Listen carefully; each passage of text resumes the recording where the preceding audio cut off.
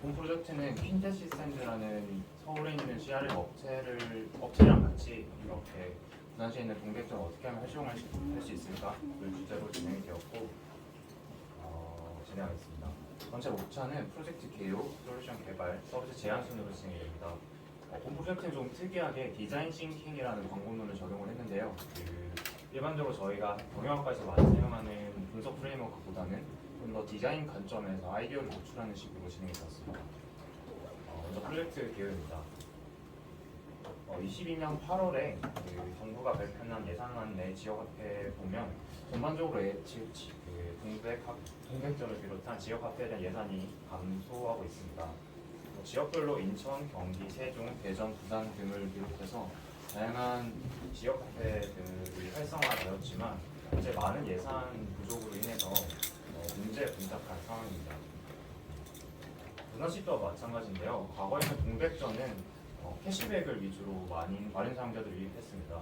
히스토리를 살펴보면 2029년 12월 30일에 캐시백을 시작을 해서 지급 중단을 하고 다시 캐시백 금액이 감소했던 적이 있습니다. 네, 그러고 나서부터는 오른쪽 그래프를 보시면 발행액과 결제액이 감소 추세로 돌아선 것을 볼 수 있죠. 그래서 캐시백을 위주로 소비자들 락인시켜왔던 동백전이 이제 캐시백의 감소, 유인이 감소함에 따라서 소비자의 이탈률이 높아지고 있는 상황이었습니다. 그래서 저희가 선행 연구를 한번 진행해 보았습니다. 지역화폐 활성화를 위해서 어떻게 해야 할까를 살펴보았는데 독일의 경우를 살펴보면 헌신적인 활동가가 존재를 하고 지역 내 정책성이 뚜렷하고 지역 내 네트워크가 활성화되어 있으며 지역은행과의 협력이 되어 있다라는 4가지 핵심 요소가 존재했습니다. 국내 선행 연구도 살펴보면 지역화폐 도입, 추진에 추진자 또는 활동이 필요하고 경제, 사회, 공동체 내지 네트워크 구축 및 협력적 기지로서 작동이 필요하다와 같은 내용이 있었습니다. 즉 저희가 주목했던 점은 지역화폐 활성화가 위해서는 지역 내 네트워크가 필요하고 이와 함께 기술적 편의성이 확보되어야 한다라고 생각을 했고 이를 통해서 신규 사용자 확보 및 리텐션이 필요하다라고 판단을 하였습니다. 저희가 주목했던 점은 바로 멀티 페르소나라는 사회적 이슈인데요. 2020년, 21년쯤에 유재 사업을 비롯한 탱크 등을 해서 다양한 북해 열풍이 일어났었죠. 그런 북해 열풍 자체가 페르소나의 개념으로 접근을 할 수 있습니다. 그래서 나는 한 사람이지만 내가 속한 집단이나 공간에 따라서 다양한 자아가 생길 수 있다는 개념인데요. 그런 멀티 페르소나와 개인의 치안의 연관성을 공략을 한다면 저희는 맞춤화된 추천 시스템을 통해서 고객을 락인시킬 수 있지 않을까라고 생각을 했습니다.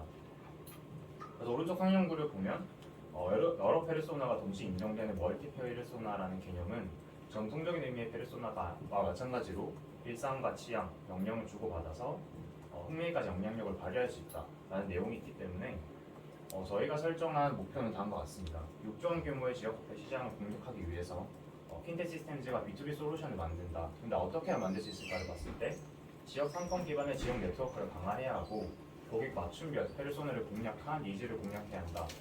또 해서 최종적인 목적은 지역화폐를 위한 멤버십 서비스 아이디어를 만드는 것이었습니다. 솔루션 개발을 위해서 간단한 인터뷰를 진행했습니다. 인터뷰는 마케팅 조사론 관점에서 보면 FGI의 개념이나 인덱스 인터뷰의 개념으로 이해를 하시면 되는데요. 저희는 일단 다양한 연령대에서 대학생, 대학원생, 주 직장인 등으로 해서 한번 그룹을 설정해 보았고요. 질문은 오른쪽과 같습니다. 결과를 간략하게 브리프해 보면 대부분 출시 때부터 사용했지만 혜택이 주로 사용하지 않았다. 그리고 지원액이 감소해서 그리고 지원 사용 가능한 매장이 적어서 등의 이유가 있었습니다. 저희가 인터뷰를 통해서 뽑아본 간략한 인사이트는 부산에 거주하며 동백전 혜택이 있기 때문에 동백전을 사용했으나 최근 동백전 혜택 감소에 대한 타격감이 크다. 그리고 사용 가능 매장에서는 동백전을 사용하지만 혜택이 더 큰 타 카드, 타 대안이 있는 경우에는 매장 이동 가능성이 뚜렷했다라는 점이었습니다. 더욱더 앞서 말씀드렸던 추가적인 유인이나 락인에 대한 필요성이 대두되었죠. 파워풀 퀘스천이나 MVPG라고 하는 건 디자인 띵킹 관점에서 사용하는 방법론이기 때문에 아마 여러분들이 크게 보시진 않았을 거예요. 그냥 여기서 하는 미션, 밸류, 프린시플, 골은 프로젝트를 해결하기 위해서 설정한 핵심적인 방향성 지표라고 생각하시면 되고 저희가 본 프로젝트에 설정했던 지표들은 오른쪽과 같습니다. 그리고 이제 이 문제를 해결하기 위해 이 비즈니스 문제를 해결하기 위해 사용했던 알고리즘이 있는데요.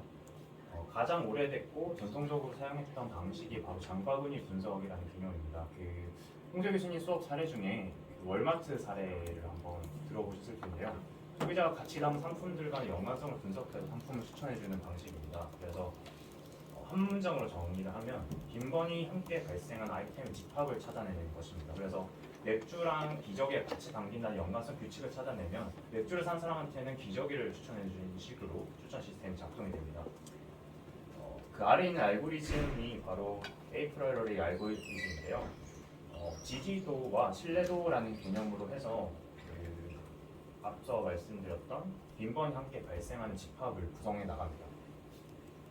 사실 공식은 다음과 같은데 이 부분은 사실 구글이 더 잘 설명을 해주기 때문에 이 부분은 넘어가도록 하겠습니다. 그래서 저희가 사용했던 데이터셋을 말씀드리면 부산 테크노파크, 센텀에 있는 테크노파크에 가면 여러분들의 동백전 결제 데이터를 볼 수 있습니다. 물론 가명 결합이 되었기 때문에 누가 누군지 알 수 없지만 보시는 데이터와 같이 결제 날짜, 그 다음에 금액, 생년월일, 성별, 그리고 가게 이름, 그리고 가게 카테고리 등을 확인할 수 있습니다. 그래서 저는 이 데이터를 가지고 앞서 보여드렸던 장바구니 분석을 통해서 추천 시스템을 만들어 보면 어떨까라고 생각을 했는데 사실 이게 외부 반출이 안 되기 때문에 저희는 이 칼럼만 가지고 오고 가짜 데이터를 만들어서 이 개념만 증명하는 식으로 진행을 했습니다. 사용했던 칼럼을 보면 개인이 식별할 수 있는 생년월일이나 성별, 그리고 거래 일자, 거래 시간, 그리고 업종 및 분류 등을 활용을 했습니다.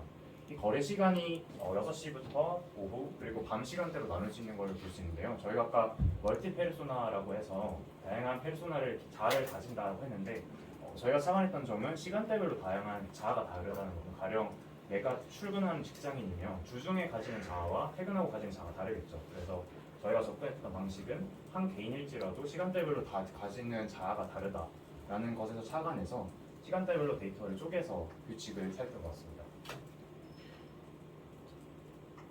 네, 앞서 말씀드렸던 거래 지역과 시간대별로 그룹을 나눠서 장바구니 규칙을 도출했고 룰은 지지도와 신뢰도 1%, 10%로 각각 설정을 했습니다. 그리고 신뢰도 측면에서 상위 기준 내림차 순으로 진행을 해서 최종적인 장바구니 규칙을 도출했습니다. 데이터 플로우는 다음과 같습니다. 앞서 말씀드렸던 카드 사용 데이터를 그룹 그리고 시간대별로 나눠서 정리를 하고 개인의 유저별로 다시 재정립을 하는 과정을 거칩니다.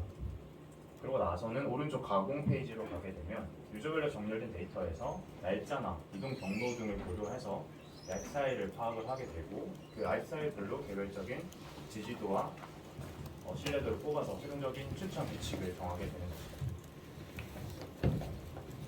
예를 들어보면 먼저 거래 지역군을 해운대구로 설정을 한다라고 했을 때 해운대구에서 주로 소비하는 사람들의 평일과 주말의 각각의 장바구니 연관성을 한번 살펴보았습니다. 그리고 오전, 오후, 저녁 해서 총 6가지 경우의 수가 나오겠죠.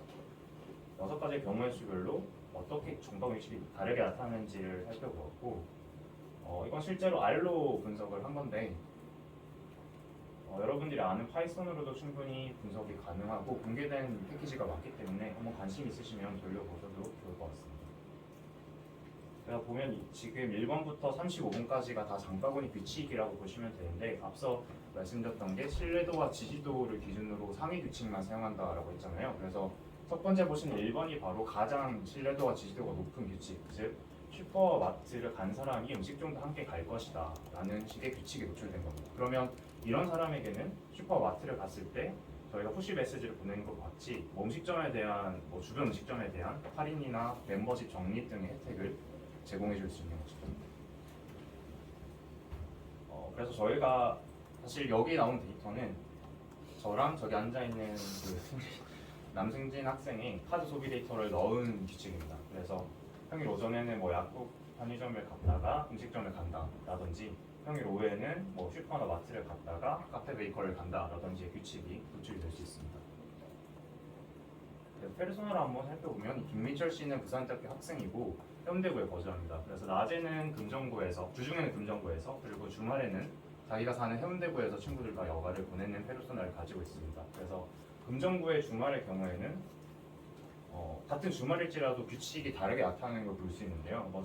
금정구에서 주말 같은 경우에는 점심 카페를 갔다가 편의점을 간다, 뭐 술집을 갔다가 편의점을 간다라는 루트로 해석을 할 수 있고, 현대고 같은 경우는 PC방을 갔다가 산책 비가를 했다라고 보면 오해는 PC방과 음식점의 연관성 규칙을 확인할 수 있습니다. 그래서 지역별 그리고 시간대별로 동일한 패를 쏟아낼지라도 다른 추천 규칙이 나타난다는 점에서 맞춤화된 개인화된 추천 시스템을 구현을 하면 앞서 말씀드렸던 그 단순 캐시백 위주의 멤버십 전략에서 나아가서 맞춤화된 상품 추천 그리고 고객 락인까지 가능하지 않을까라는 것이 본 프로젝트의 핵심이었습니다.